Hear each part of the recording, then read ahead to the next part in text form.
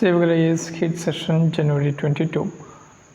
India-US Civil Nuclear Agreement 2005 talk start பண்ணி 2008 pass ஆகி நடைமுறைக்கு வந்துச்சு. ஸோ இப்போ வரைக்கும் அதில் ப்ராமிஸ் பண்ண எனர்ஜி ரிலேட்டடாக நியூக்ளியர் பவர் பிளான்ஸ் நிறைய செட் பண்ணுறது நிறைய பின்னடைவு சந்திச்சிருக்கு due to lot of regulation understanding between these two Nations.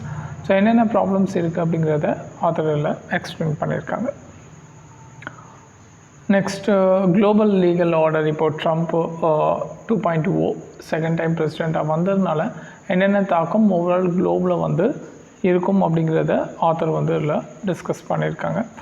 Then next one is again இந்தியாவுக்கு ட்ரம்ப்பு அதனால் என்ன மாதிரியான விஷயங்கள் India west and this Russia இந்த ஸ்டாண்டை எப்படி பேலன்ஸ் பண்ண போகிறாங்க, BRICS as well as the quad அப்படிங்கிற பற்றின ஒரு டிஸ்கஷன்.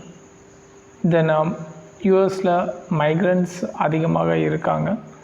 ஸோ இப்போ உள்ள ட்ரம்ப் அரசாங்கம் மைக்ரண்ட்ஸ் அவ்வளோத்தையும் ரிமூவ் பண்ணுறதுக்கான ரொம்ப ஒரு ஸ்டெபனான ஆக்ஷன் எடுக்கிறாங்க. இதில் அதிகமான ஒர்க்கர்ஸ் அன்ஆர்கனைஸ் செக்டரில் இருக்கக்கூடிய ஒர்க்கர்ஸ் எல்லாமே மைக்ரண்ட்ஸ் தான்.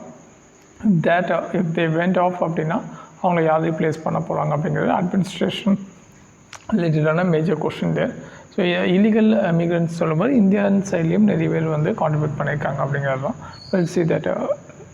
நெக்ஸ்ட் ஒன் இஸ் கேரளாவில் ஃபஸ்ட்டு ஸ்டேட்டு இருக்கிறதுலே டோட்டல் ஃபெர்டிலிட்டி ரேட் வந்து ரொம்பவே கம்மியாக இருக்குது அப்படின்னு சொல்லியிருக்காங்க. Mortality rate as well as fertility rate ரெண்டுமே வந்து ரொம்பவே லோவாக இருக்குது.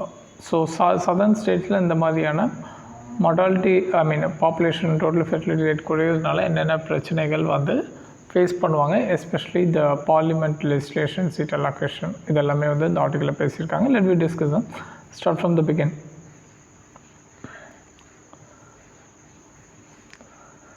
So it was a 2008 in the civil nuclear agreement.